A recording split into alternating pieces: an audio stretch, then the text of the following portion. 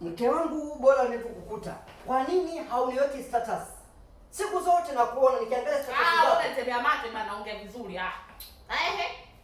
Kwa nini kama siku status? Yaani mimi ndo nakutendea mate.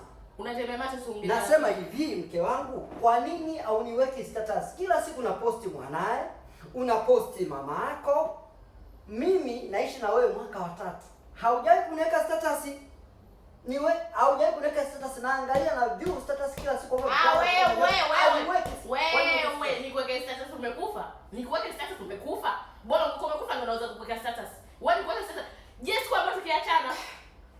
Nikuweke ndio nikwambia mapenzi sio ya nini, alikuwa na post mume wake, anajifanya kwamba tumewana mimi na wewe hata kama tuko wachumba. Kwani mimi si stahili uniweke status? Au stahili uniweke status? Hebu toke hapa niweke status kama nani wewe?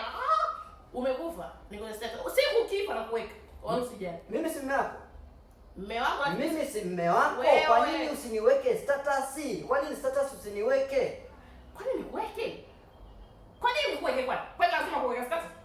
Lazima kuweka status. Hivyo una akili nzuri wewe kwenye kichwa na simo tena sana. Kufika hapo ukanichagua mimi, ulijua kabisa huyu ni mwanamke hodari, mwanamke jembe, mwanamke ambaye anajua kushika mwanaume, mwanamke asiyekuwa na shida. Sawa na mambo ya status, mambo ya mtandaoni, mimi na wewe mapenzi ni hapa nyumbani, mambo ya kutangaza huko sijui nitangaza nani hiyo siwezi. Huko siwezi.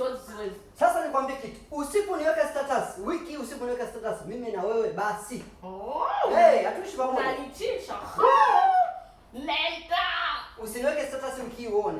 Nataka uniweke status. Kwenda ni. Siweki. Wewe. Ndakuwa. Subutu uone. Sitata simu.